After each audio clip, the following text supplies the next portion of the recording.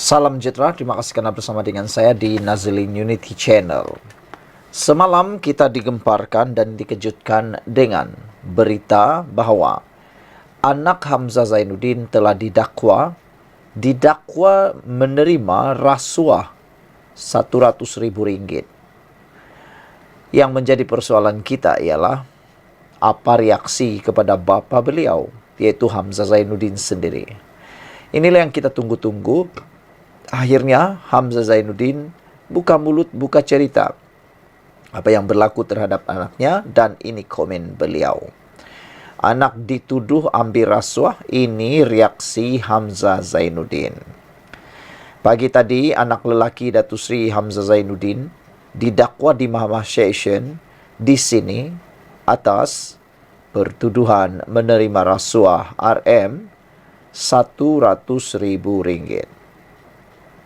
Muhammad Faisal, 40 tahun, yang juga ahli perniagaan, dituduh menerima wang berkenan daripada Izmir Abdul Hamid yang didakwa sebagai bayaran untuk Hi-Tech Padu Sendirian Berhad atau Hi-Tech Padu melantik syarikat Rimba Merpati Sendirian Berhad dan syarikat Permai Solution sebagai perunding pemasaran.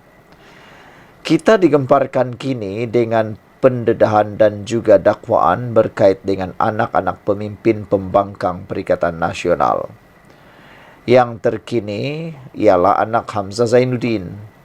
Tapi sebelum anak Hamzah Zainuddin, kita juga digemparkan dengan dakwaan terhadap anak Menteri Besar Perlis yang turut membabitkan pemalsuan dokumen dan tuntutan yang tidak dijalankan kerjanya. Antara yang paling mengejutkan kita ialah tuntutan berkaitan dengan penyediaan pembekalan air minuman untuk diraja. Selain daripada itu, kita juga dikejutkan dengan dakwaan terhadap menantu Muhyiddin Yassin yang sehingga kini masih belum pulang ke Malaysia lagi. Menantu Muhyiddin masih dianggap sebagai pelarian yang tak balik Malaysia untuk menyelesaikan kes beliau. Ini pula cerita tentang anak Hamzah Zainuddin. Menurut laporan ini, kesalahan itu dikaitkan dengan Hi-Tech Padu yang dikatakan diberi tender 33 juta oleh Suruhanjaya Syarikat Malaysia SSM untuk pembekalan, penyewaan, pelaksanaan, latihan, sokongan dan penyelenggaraan infrastruktur keselamatan. Dia didakwa melakukan kesalahan itu di sebuah pejabat dekat Publica Shopping Gallery, Jalan Duta Mas 1 di sini pada Mac 2018. Jika sabit kesalahan, mengikut Section 16A dalam kurungan E Akta SPRM 2009, boleh dipenjara sehingga 20 tahun, denda 5 kali ganda nilai rasuah atau RM10.000, mana lebih tinggi. Faisal mengaku tidak bersalah dan mahkamah membenarkan tertuduh dibebaskan dengan jaminan RM25.000 selepas memerintahkan dia menyerahkan pasport sehingga kes selesai. Selain menetapkan 5 Julai depan untuk sebutan semula kes. Ini kali kedua Faisal dihadapkan ke mahkamah selepas pada April tahun lalu dia didakwa dan kemudian mengaku tidak bersalah atas 9 pertuduhan kes seleweng minyak masak bersubsidi di Mahkamah Session Seremban. Malam ini Hamzah yang juga Setiausaha Agung Bersatu merangkap Setiausaha Agung Perikatan Nasional dan Ketua Pembangkang mengeluarkan satu kenyataan berhubung pendakwaan terhadap anak lelakinya itu. Bekas Menteri Dalam Negeri yang juga pernah menjadi Menteri Perdagangan Dalam Negeri, Koperasi dan Kepenggunaan mendakwa pendakwaan terbaru itu sebagai siri perancangan pembunuhan karakter politik yang sebenarnya ditujukan kepada beliau sebagai Ketua Pembangkang. Kata Hamzah Zainuddin, tak dapat tanduk, telinga dipulas. Katanya turut mendakwa tindakan itu selepas kerajaan melalui pelbagai agensi gagal mencipta naratif, persepsi dan pertuduhan politik ke atas pemimpin bersatu termasuk beliau. Ahli Parlimen Larut itu juga menyifatkan pendakwaan anaknya itu sebagai taktik lapuk yang didakwa usaha terdesak menutup mulut pengkritik dengan menyasarkan pemimpin PN dan ahli keluarga mereka. Kata Hamzah Zainuddin, saya percaya akhirnya kebenaran akan mengatasi kebatilan dan kezaliman, katanya. Ada netizen kata, nak takut apa? Kalau kalau dalam pihak yang benar, jangan takut, berjuanglah di mahkamah. Kalau salah, apa boleh buat? Jumpa lagi, tinggalkan komen Anda. Bye-bye. Salam sejahtera, terima kasih karena bersama dengan saya di Nazilin Unity Channel. Malam ini kita dikejutkan sekali lagi dengan pendedahan di mahkamah berkaitan dengan Najib Tun Razak. Kali ini, lembaga pengarah SRC dilantik untuk melaksana kehendak Najib, kata bekas pengarah SRC. Pendedahan ini cukup mengejutkan kita semua kerana baru kita tahu bahawa lembaga pengarah SRC dilantik untuk laksana kehendak Najib. Wow, ini satu pendedahan yang luar biasa. Mahkamah Tinggi di sini pada hari ini diberitahu bahawa lembaga pengarah SRC Internasional Sendirian Berhad telah dilantik bagi melaksanakan kehendak pemegang saham syarikat berkanan, iaitu bekas Perdana Menteri Datuk Seri Najib Tun Razak. Bekas pengarah SRC Internasional Tan Sri Ismi Ismail, 59 tahun, berkata, pada kebiasaannya dalam kes sebuah syarikat yang baru diperbadankan, lembaga pengarah diberi kebebasan untuk menggunakan kepakaran dan menyuarakan pandangan mereka untuk menentukan hala tuju syarikat dan usaha kerajaan yang ingin diteruskan. Apa yang cuba saya sampaikan di sini ialah, apabila kami dilantik ke entiti ini yang dinamakan SRC, kami tidak diberikan kebebasan yang membolehkan kami menyuarakan pandangan apa yang perlu dilakukan dengan syarikat ini. Itu bukan senarionya. Dalam SRC, sebaik sahaja Anda dilantik sebagai ahli lembaga pengarah, Anda dimaklumkan bahawa ini adalah arahan atau kehendak pemegang saham untuk dilaksanakan oleh pihak pengurusan dengan sokongan lembaga pengarah, katanya ketika disoal balas oleh Peguam Muhammad Farham Muhammad Safi yang mewakili Najib. Ismi memberi keterangan sebagai responden pihak ketiga pada prosiding saman 1.18 billion AS dollar yang difailkan SRC Internasional terhadap Najib dan bekas ketua pegawai eksekutif syarikat itu, Nik Faisal Arif Kamil, yang masih bebas.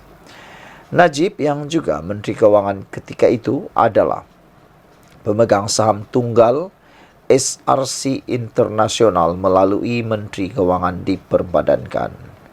Di soal lanjut oleh Muhammad Farhan, Ismi berkata, ada ketika beliau berang dengan Nik Faisal apabila mengetahui syarikat itu tidak memfail dan menyerahkan akaun SRC Internasional bagi tahun keuangan berakhir 31 Mac 2013 kepada Suruhanjaya Syarikat Malaysia CCM yang ditetapkan September tahun 2012. Terdapat satu artikel dalam akhbar The Edge bertarikh 5 Mei 2014 bertajuk SRC Yet to File Account to Seek Account or Seek Extension. Apabila saya membaca artikel itu, saya memberitahu Nik Faisal bahawa Anda sepatutnya memberi maklum balas untuk menyangkal artikel itu. Bagaimanapun, Nik Faisal memberitahu saya bahawa memang benar SRC belum berbuat demikian. Ketika ini saya menengking beliau dan melakukan usaha sendiri bagi memastikan akaun itu ditutup. Beliau menenangkan saya dan berkata semuanya adalah baik-baik sahaja. Kita tak sangka Nik Faisal penipu, kata Ismi. Di bawah pengurusan baharu, SRC memfailkan saman itu pada Mei 2021 dengan mendakwa Najib telah melakukan pecah amanah dan salah guna kuasa serta memperoleh ganjaran peribadi daripada dana SRC selain menyeleweng dana itu. SRC Internasional sebelum ini menggugurkan 5 pengarahnya daripada saman itu, termasuk ISMI, dan mengekalkan Najib sebagai defendant tunggal. Bagaimanapun, Mahkamah Tinggi memberi kebenaran kepada Najib untuk mengeluarkan notis pihak ketiga terhadap mereka.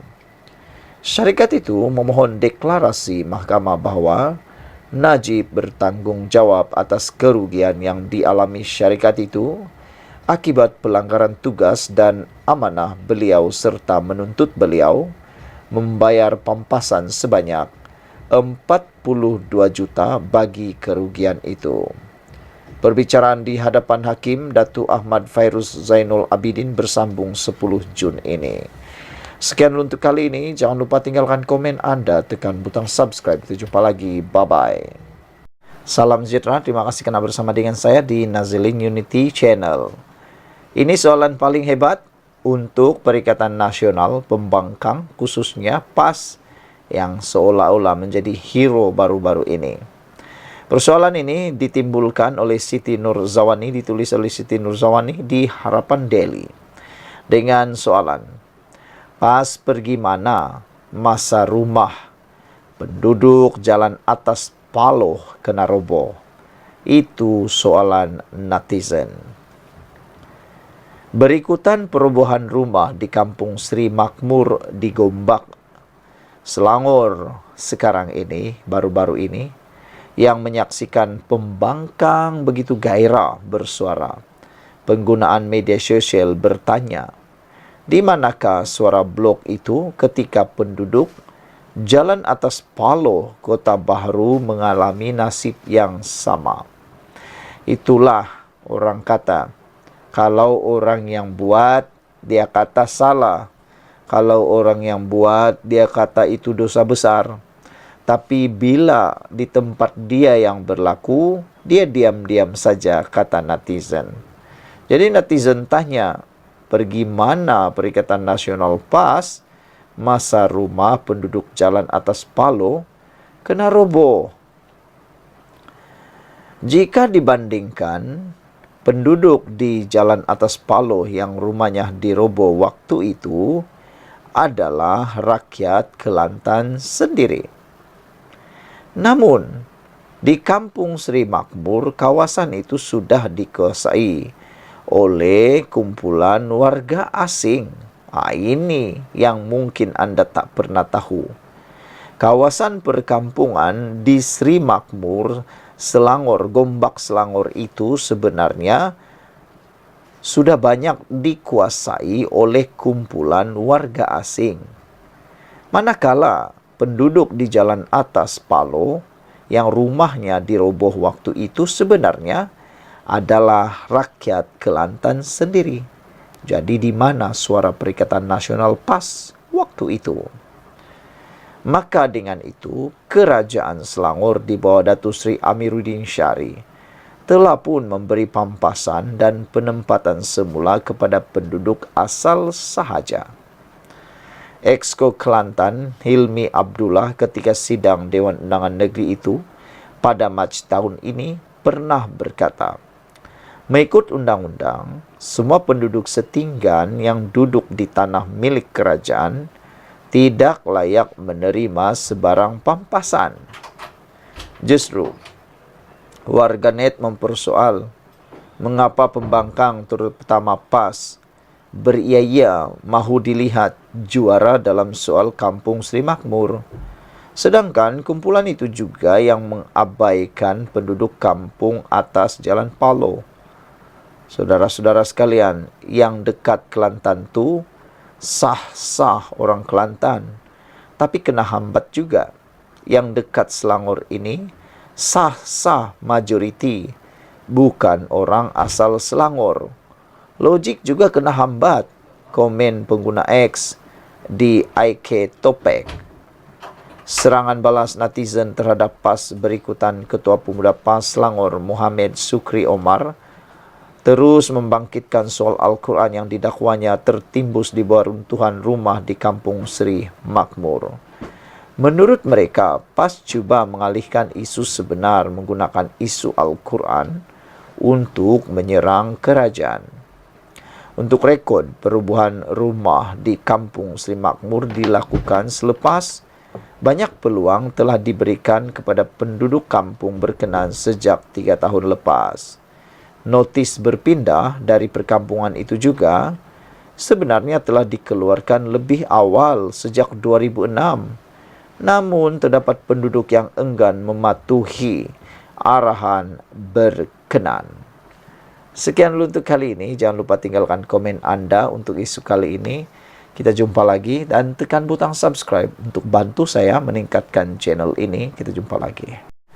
Salam sejahtera. Terima kasih karena menonton channel Nazil Unity. Pernah dengar satu lagu? Apakah kau sudah lupa? Apakah kau sudah lupa janji-janji manismu dahulu? Apakah kau sudah lupa perbuatan-perbuatanmu yang dahulu? Itulah lagu yang paling sesuai dinyanyikan untuk Perikatan Nasional dan juga PAS menurut netizen dan penganalisis politik bebas. Mereka kata, Tuan Ibrahim lupa PAS gagal hapus judi semasa jadi kerajaan. Itu kata ahli EMK, pemuda PKR. Wilayah Persekutuan. Apabila mereka membidas timbalan Presiden PAS, Tuan Ibrahim Tuan Man yang berkata, kemenangan Islam mampu memperbetulkan dasar dan kemungkaran seperti perjudian. Namun demikian, mereka lupa, mereka pernah jadi kerajaan sebelum ini. Ketua penerangannya, Muhammad Azza Salahuddin, merujuk laporan yang disiarkan portal Haraka Daily semalam bertajuk Dosa Terampun dengan Sebab Kemenangan Islam yang kini sudah dipadam. Muhammad Azza berkata, laporan itu penuh dengan kecelaruan dan bersifat dangkal. Tuan Ibrahim mengatakan, premis perjudian wujud kerana kelulusan diberi oleh pemimpin yang berkuasa dengan mendapat kuasa melalui pilihan raya. Adakah Tuan Ibrahim terlupa semasa PAS menjadi kerajaan selama 33 bulan di bawah Perikatan Nasional? PAS sendiri gagal untuk menghapuskan aktiviti judi dan kedai judi. Soalnya dalam kenyataan hari ini, saudara-saudara sekalian, 33 bulan itu bukan satu tempoh yang pendek. Ya, lebih daripada 1 tahun. Kalau benar PAS serius mahu mengotakkan janji, serius mahu melakukan apa yang mereka mahu lakukan, yaitu menghapuskan semua premis perjudian, pastilah selama 33 bulan itu boleh dilaksanakan. Tapi tak terjadi apa yang dikatakan itu. Kalau mungkin 3 bulan, mungkin sukar. Tapi kalau 33 bulan, pastilah boleh dilakukan apa yang dijanjikan itu. Dalam laporan Haraka Daily itu, Tuan Ibrahim antara lain berkata, kemenangan Islam dalam pilihan raya akan menyebabkan dosa golongan terdahulu diampunkan seperti dinyatakan Allah di dalam Al-Quran.